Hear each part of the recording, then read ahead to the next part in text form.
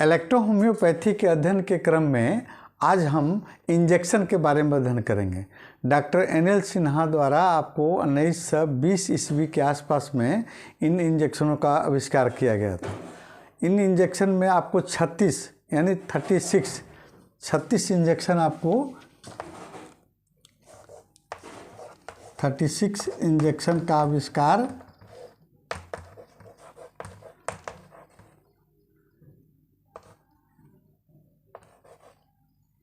Doctor NL Sinha द्वारा किया गया था, जिसमें सबसे पहला 1 से लेकर 36 में हम सबको स्टडी करेंगे, लेकिन इसमें कुछ प्रमुख इंजेक्शन के बारे में हम स्टडी कर लेते हैं। तो जैसे आज हम इंजेक्शन नंबर आपको 28, इसके पहले वाले वीडियो में हमने इंजेक्शन नंबर 29, 14, 22, 21 का इंजेक्शन हम अध्ययन किए थे। आज इंजेक्शन नंबर आपको 28 का आपको स्टडी करेंगे। इंजेक्शन नंबर 28, इसमें आपको ओनली जी है ना, ग्रीन इलेक्ट्रिसिटी का प्रयोग किया गया है ना, तीव्र मात्रा में ग्रीन इलेक्ट्रिसिटी का प्रयोग किया गया 28 नंबर इंजेक्शन में। अब देखते हैं कि ग्रीन इलेक्ट्रिसिटी आपको हरी बिजली जो है आपको कहाँ कहाँ हम प्रयोग करेंगे।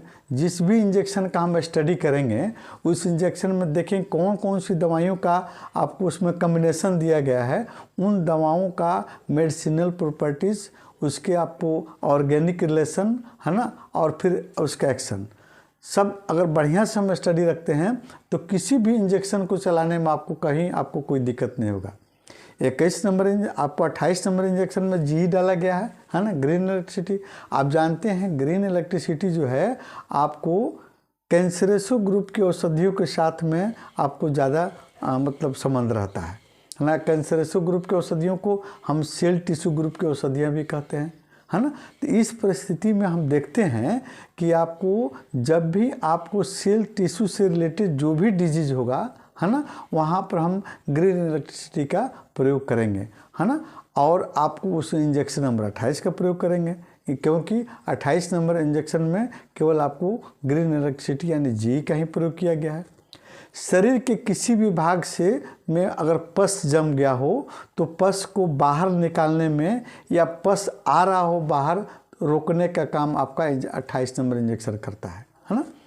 उसके सुखाने में ये आपको बिल्कुल मदद करता है 28 number injection.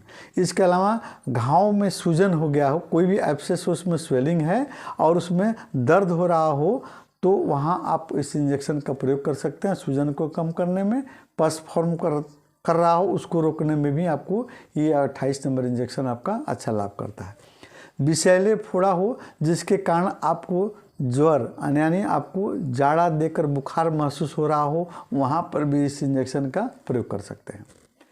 Bone, cartilage, ligament के में सड़न गलन हो गया हो, वहाँ चोट लग गई हो, वहाँ ब्लड जम गया हो या पस फॉर्म कर गया हो, तो वहाँ पर भी आपको 28 नंबर इंजेक्शन का प्रयोग करेंगे, अच्छा लाभ करता है। इसके अलावा ये रक्तस्राव में भी आपको ये इंजेक्शन आपको प्रयोग कर सकते हैं। जहाँ पर आपको पस के साथ में थोड़ा सा भी ब्लड का अंश है तो वहाँ पर 28 नंबर इंजेक्शन का प्रयोग कर सकते हैं। कैंसर युक्त आपको दर्द हो जिसमें ये अच्छा आपको शांति लाती है, दर्द को कम करता है 28 नंबर इंजेक्शन। इसके अलावा पस युक्त घाव को चिढ़ने पर जो पस निकल जाता है तो घाव सुखाने के लिए भी इस इंजेक्शन का प्रयोग करेंगे। हमारे यहाँ वैसे भी आपको मरीज आते हैं जिनको मतलब आपको ऑपरेशन हुआ है और टाँके कटने के बाद में आपको घाव ठीक नहीं हो रहा है, तो वहाँ पर हम 28 नंबर इंजेक्शन को 21 नंबर इंजेक्शन के साथ में प्रयोग करते हैं, बिल्कुल आपको ठीक हो जाता है। अगर वहाँ सिस्ट भी फॉर्म कर जाता है उसको भी ठीक करता है आपका 28 नंबर इंजेक्शन। नाक से पस युक्त आपको पस आ रहा हो या आपको गाढ़े पीले स्राव आ रहे हो, म्यूकस का स्राव आ रहा हो, उसको भी आपको 28 नंबर इंजेक्शन ठीक करता है।